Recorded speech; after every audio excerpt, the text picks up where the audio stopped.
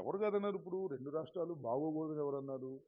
రెండు రాష్ట్రాలు బాగుండాలి కాబట్టి మన రాష్ట్రపు యొక్క ప్రయోజనాలు కూడా పక్క రాష్ట్రానికి తాకట్టు పెట్టడం అనేది సమంజసం కాదనేది మా పాయింట్.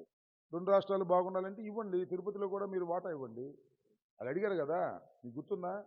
ఆ మధ్యన రెండు రాష్ట్రాల యొక్క సమస్యలు పరిష్కరించడం కోసం రేవంత్ రెడ్డి గారు, చంద్రబాబు నాయుడు గారు సమావేశం పెడితే ఆ సమావేశానికి మన ఇక్కడ నుంచి కొంతమంది మంత్రులు, అక్కడి నుంచి కొంతమంది మంత్రులు వచ్చి హైదరాబాద్లో సమావేశం అయ్యారు.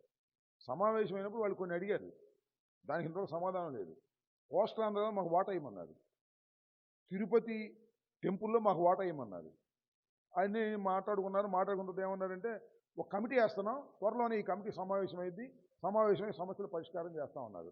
ఏది ఆ కమిటీ? ఆ సమావేశం ఏది? పరిష్కారం ఏది? రెండు రాష్ట్రాలు బాగుండాలి, మంచిదే, మేము కాదన్నావా? మన తెలుగు వాళ్ళే కదా, అక్కడిక్కడ బంధుత్వాలు కూడా ఉన్నాయి. రెండు రాష్ట్రాలు అద్భుతంగా ఉండాలి, బాగుండాలి.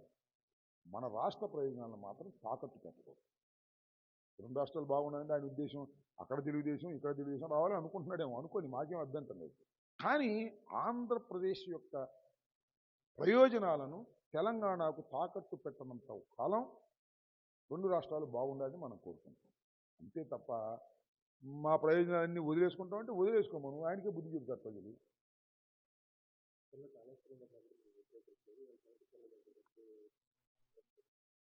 ఇల్లు అలాగే మన కాంగ్రెస్ నువ్వు చెప్పమను, కాళేశ్వరం కట్టినప్పుడు మీరు వ్యతిరేకించలేదు, బనకచర్లకు మేము నీళ్ళు తీసుకెళ్తామంటే మీరు ఎందుకు వ్యతిరేకిస్తున్నారని రేవంత్ రెడ్డి నీళ్ళు అడగమనండి. ఎవరు కాదన్నారు?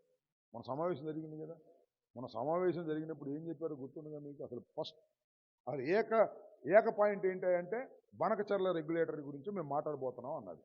ఎక్కువ నిలుపుతూ చివరికి ఏమన్నారు? ఆ ప్రస్తావనే రాలా కమిటీలో. ఇంత మోసం, దగ. సరే, ఈ లోకేష్కి అసలు తెలియదు పెట్టదనుకో, వాళ్ళ నాన్న మాట అయితే వాళ్ళు చెప్పి పెడతాం. లోకేష్కి అసలు పరిజ్ఞానమే లేకుండా ఏదో మాట్లాడేస్తున్నాం.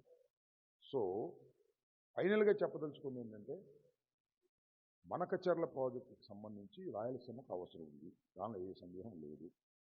నెంబర్ 2, పోలవరాన్ని నెగ్లెక్ట్ చేసి మీరు బనకచర్లకు వాటర్ తీసుకెళ్తానడం అనేది చాలా అసంబద్ధమైంది, అపహాస్యమైంది. నెంబర్ 2, రెండు రాష్ట్రాలు తెలుగు ప్రజలు క్షేమంగా ఉండాలి, బాగుండాలి అనుకోవడం తప్పులేదు. మన రాష్ట్ర ప్రయోజనాలను మాత్రం తెలంగాణకు తాకట్టు పెట్టడం సమంజసం.